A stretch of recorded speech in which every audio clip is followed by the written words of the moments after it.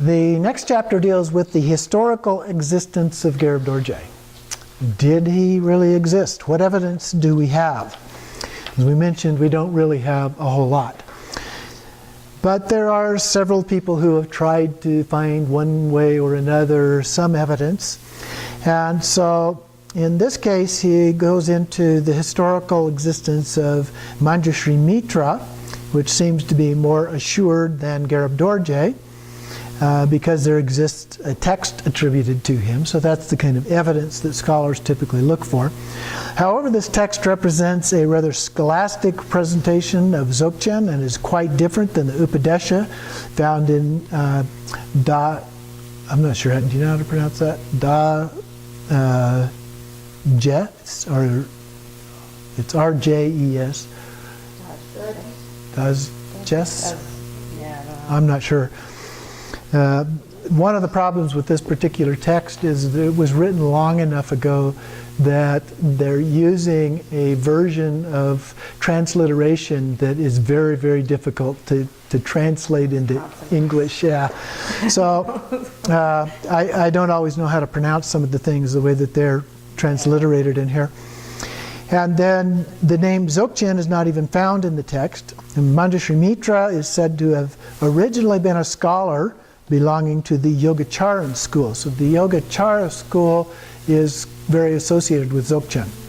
Okay, so he says it is likely that the text represents an effort to present Dzogchen from the Yogacaran point of view. He says Yogacaran or Chittamatra. They're similar, but they're not the same. The Yogacara is actually a branch of the Madhyamaka school, whereas Chittamatra is not. It preceded that school.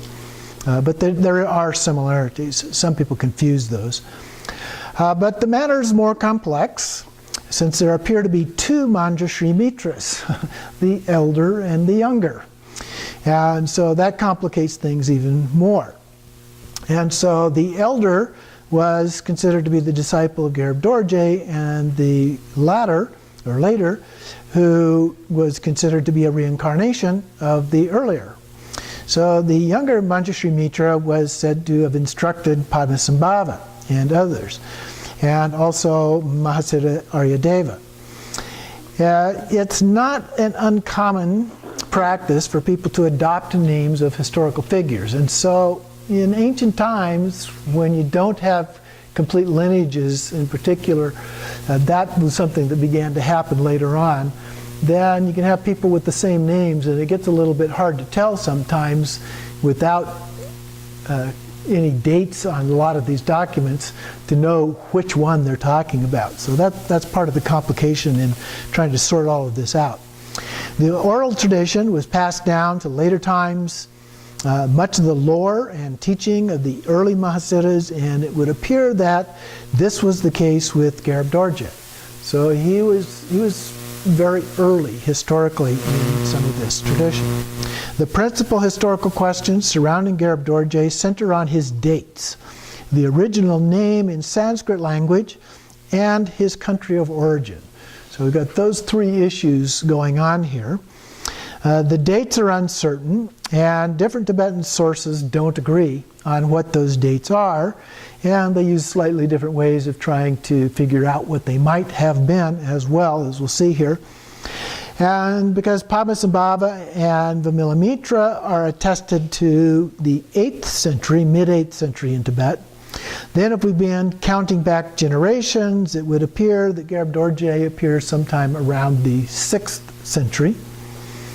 And traditional historical accounts, Tibetan accounts, place him further back in time. Western scholars, who basically tend to reject the Tibetan dates out of hand, try to figure it out themselves, also disagree with each other, but generally place him around the 6th century. So we're within the same century, both from various Tibetan sources as well as Western scholars, more or less, for the most part. But then he goes on and he cites Namkhai Norbu Rinpoche, who's well known in the West as a Dzogchen teacher. Talks about him as being born around 55 CE, this era. So That's kind of way out of alignment with the other ones. And then Tartang Tuku, also citing different sources, comes up with 55 CE.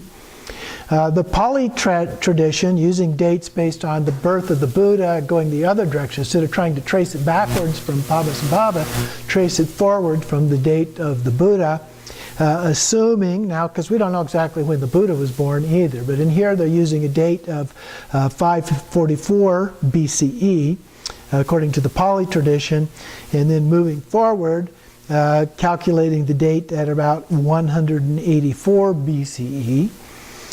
So we've got lots of different options here. Another tradition, Garab Dorje was born miraculously of a virgin in the country of Udayana, 28 years after the parinirvana of the Buddha. So that then would be very close to the 544 date, so getting close to 500 BCE. So that's quite a gap in dates there. In a Dzogchen Semdi text, written a commentary, with a commentary written by Vairocana, says that the text was transmitted by Garab Dorje 28 years after the parinirvana, so that agrees with that other story. And also says that Garab Dorje was the son of a princess of Udayana. And Garab Dorje was considered to be not only a great adept or Mahasiddha, but also a Namanikaya or emanation of Vajrasattva. And you recall when we were talking about the lineage, some of those lineages included Vajrasattva teaching to Garab Dorje as the first human recipient of those teachings. And then he taught those to other humans and non-humans, but principally Dakinis, since, according to the legend, his earliest childhood. He started teaching these when he was only like about 3 years old to these things, to these people. 3 days old, is that what it says here? And at the time of Garab Dorje, he explained that the true Vajrasattva, thought this was an interesting point, the diamond-like being, Vajra meaning diamond-like is one of the translations for that, is the primordial state of the individual. And this is the real meaning of Dzogchen. And that really tends to fit with a lot of the things that we're talking about in the Dzogchen tradition. So one of the questions then comes up with the names.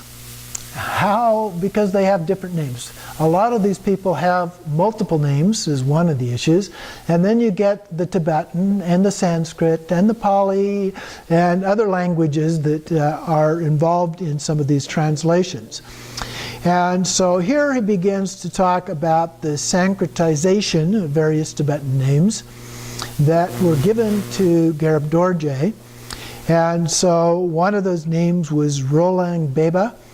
And we have another one, Surya Tivadra, another one, Praharsha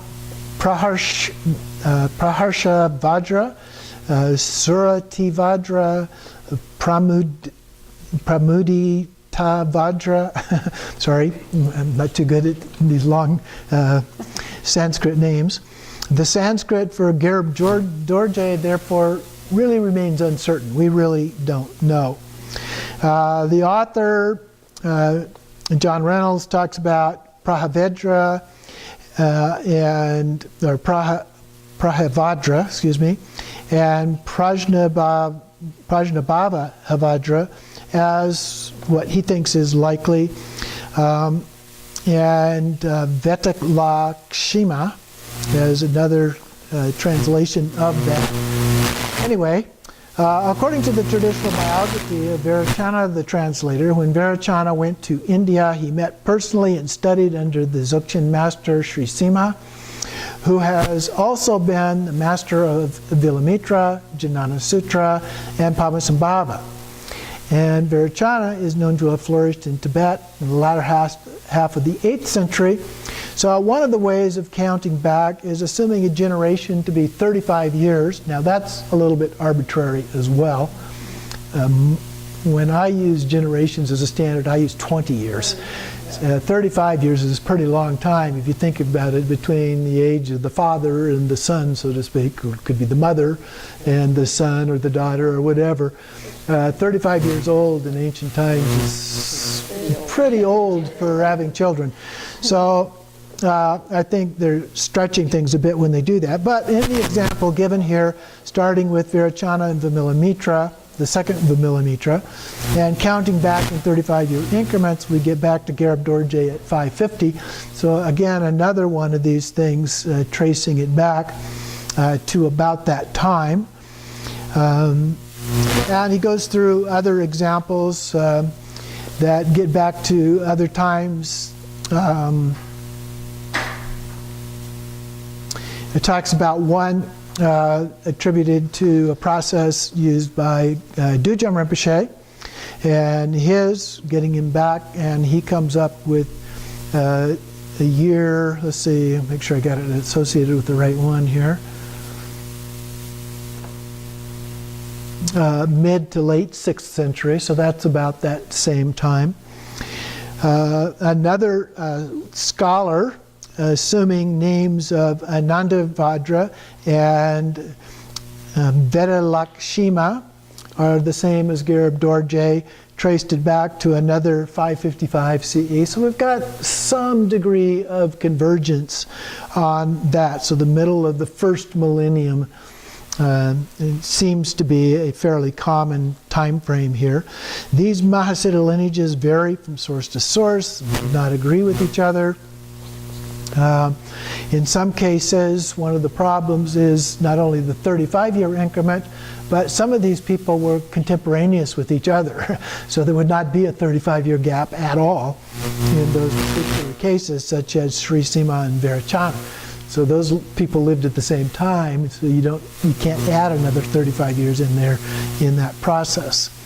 So it's just a rule of thumb, but in a way that gives us some idea, but it's not something that you can really rely on for historical authenticity. Nor is, and I changed subjects here a little bit, nor is the location of Garab Dorje's homeland in Udayana, or Orgyen, entirely certain. According to the Nyingmapa tradition, it was said to have lain somewhere to the northwest of India. But then he points out that certain native-born Indian scholars of the Tantric tradition in the early part of this century located Udayana in eastern India in Bengal or in Orissa. So I mean, one's going one way, one's going another way, opposite directions. Giuseppe Tucci proposed the Swat Valley in Pakistan, which in more recent texts seems to be the one that people have more or less accepted as the likely location of the land of Udayana at that time. And he also points out there's some archaeological research that was done by Ariel Stein as well as Tucci and others, which failed to uncover a flourishing tantric culture in the Swat area. So we really don't have any hard evidence that that's where this might have been. As I was pointing out earlier in a talk I gave about the Mahasiddhas this morning, there were only a couple of Mahasiddhas that came from that area. Most of them came from the area of Bengal, which is in eastern India, the northern eastern area of Bengal, or of India. And a fair number also from southern India. So that's not directly tied into Dzogchen per se, but the connection of where many of these tantric practitioners, because this is associated with Tantra, seems to be particularly in that Bengali area. So ruins of stupas and monasteries are found in quantity in Swat, but nothing like the abundance of tantric art that appears in Bengal and Nepal. Archaeology of Central Asia has not yielded much yet in the way of tantric art. It doesn't mean it won't at some point in the future. And of course, a lot of that area of what is now Pakistan was destroyed with the invasions, various invasions into that part, because it was India at that time. And so when you had the Muslim invasions, which were invasion after invasion for hundreds of years, much of that was destroyed. And so there may not be much left, even though it could have been a thriving culture at one point. He also gives an example of the Yabyam images from Tantra, which are popular in Nepal and Tibet. They've not been found in India, he says. Although I would beg to differ with that a little bit, because in the Hindu tradition there are lots of them in India. And so whether or not there are any Tibetan, whether they're Tibetan or not, is hard to say. Yes? In the same form? In the same well, form? Yes. In the Yab Yum position specifically, yes. And many more. You know, if you look at the Kama Sutra, there's many of those. We know that it did from extant Buddhist Sanskrit texts, but perhaps that the doctrine was yet too esoteric or unconventional or controversial to be expressed in public art of the Pala era. Perhaps Udayana was actually the name of a much wider geographical area than the Swat Valley, embracing parts of Pakistan, Afghanistan, and even western Tibet, an area that is sometimes in some texts referred to as Zhengzhung. And the best approach is to remain open-minded and not restrict the name only to the Swat Valley, he suggests. And so at the moment, the real historical existence of Garab Dorje can't be proven conclusively. There still exists no reason to disparage the Nyingma tradition and assert with confidence that this master did not exist somewhere, sometime, and that at some point we may be able to actually verify that, or we may not. The sources just may have been lost for all time, which certainly happens as well. So the true spiritual goal, he says, lies beyond time and history, and what is transcendent and beyond history is often best expressed as myth. This is not of ultimate significance to the Dzogchen practitioner, whether Garab Dorje or Padmasambhava and Vimalamitra, for that matter, actually existed historically because the Dzogchen teachings are true, effective, and bring concrete results. And that was what the Buddha said. You know, it doesn't matter. Test it out for yourself. Just like a goldsmith would test the ore, see whether or not it actually held up to the standards of the quality. And we need to do the same thing. We need to try it ourselves in order to determine whether or not it is useful to us. And that is the actual standard.